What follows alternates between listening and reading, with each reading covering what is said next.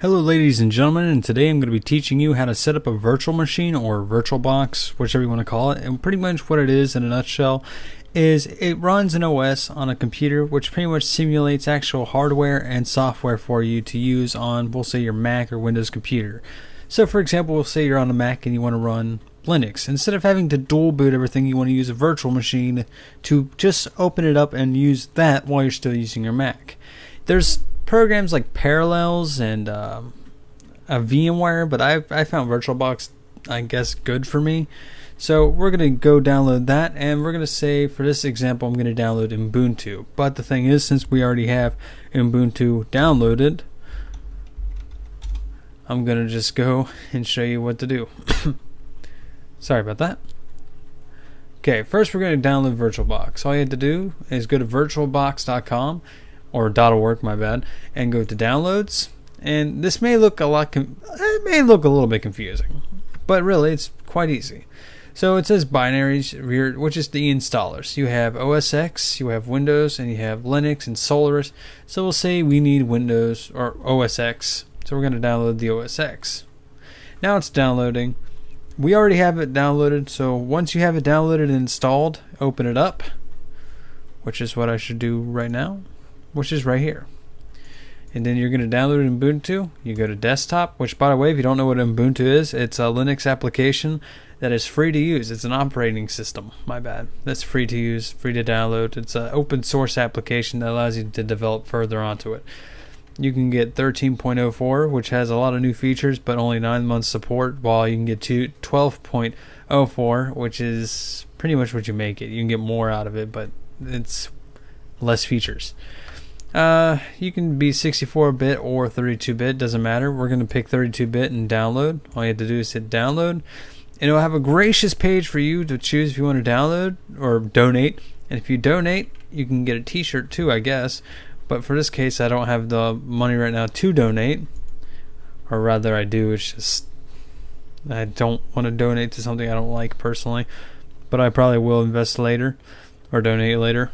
And once that's done downloading, you'll get the ISO image.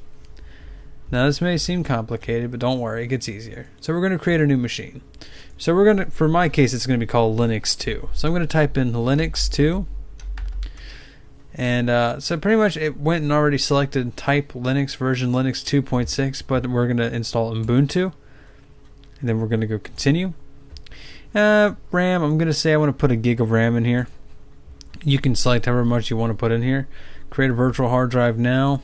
Yes, I'm going to create a virtual disk image, dynamically allocated, and I'm going to say 13 gigs. Create. As you see, it created everything, so now we got to start the machine, and since it knows it's a new one, it's going to ask us, do you want to set it up?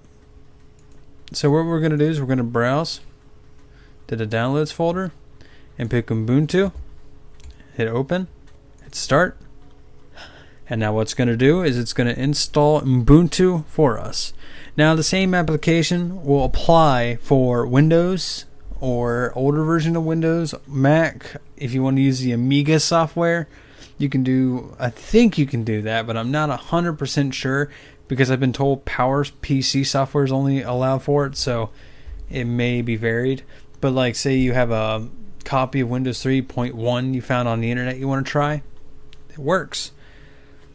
So all you have to do, in this case regard, is install what it is. So you'll hit install, select your hard drive and everything else. But as a time saver for this, I'll just show you the one that's already installed. And close this one. Power off that machine. So what I'm going to do is show you the one that's installed, because once you install it and set up everything on your own, it's pretty much setting up like a normal computer. So you input your name, password, whatever you want for it. You can set your location to get your date and time correct. You can set up your internet the way you want it, download applications, yada yada yada. It works like a PC, but it's Linux on a Mac or Windows. So that's how you do it, really. It's not too complicated. It's kind of simple, but some people I found out had actually a lot of problems doing this.